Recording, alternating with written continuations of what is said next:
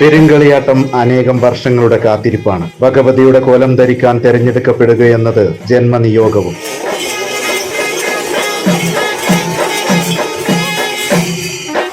രാമന്തളി മുച്ചിലോട്ടുകാവിലെ പെരുങ്കളിയാട്ടത്തിന് നാന്ദി കുറിച്ച് വരച്ചുവെക്കൽ ചടങ്ങ് നടന്നു.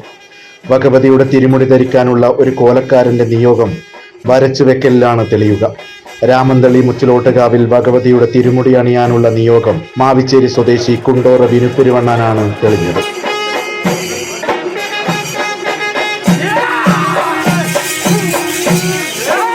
നമുക്കിവിടെ ഈ കളിയാട്ടത്തോടനുബന്ധിച്ച് വെച്ച ഈ നടയിൽ പ്രശ്നത്തിൽ ഇന്ത്യയിൽ നമുക്കിവിടെ വ്യാഴം മറഞ്ഞ രാശിയാണ് നമുക്കിവിടെ കിട്ടിയിരിക്കുന്നത്. അത് 3-ാം ഭാവത്തിൽ വ്യാഴം നിൽക്കുകയും 7-ാം ഭാവത്തിൽ ചന്ദ്രോദയം കിട്ടിയ രാശിയും കൂടെയാണ്. അമ്മയുടെ അനുഗ്രഹം 7-ാം നിവൃത്തി രാശിയിൽ അമ്മയുടെ ഉദയം കിട്ടിയിട്ടുണ്ട്. എങ്കിലും വ്യാഴോദയം നമുക്ക് നോക്കുമ്പോൾ സർവേശ്വര കാരകനായിരിക്കുന്ന വ്യാഴത്തിൻ്റെ അനുഗ്രഹം. അരങ്ങിൽ അടിയന്തരത്തോടെയാണ് വരച്ചുവെക്കൽ ചടങ്ങുകൾക്ക് തുടക്കമായത്. ക്ഷേത്രമുറ്റത്ത് നർത്തനമാടിയ ദേവനർത്തകർ അനുഗ്രഹം ചൊരിഞ്ഞതോടെ വരച്ചുവെക്കൽ ചടങ്ങ് ആരംഭിച്ചു. ശ്രീഹരി ജോത്സ്യർ ആലപ്പടമ്പ, മണികണ്ഠൻ ജോത്സ്യർ പേരളം, കുമാരൻ ഗുരുക്കൾ പാടിച്ചാൽ, പ്രശാന്ത് ജോത്സ്യർ വെങ്ങര, കമലാക്ഷൻ ജോത്സ്യർ പൊന്നമ്പാറ എന്നിവരുടെ നേതൃത്വത്തിലാണ് ചടങ്ങുകൾ നടന്നത്.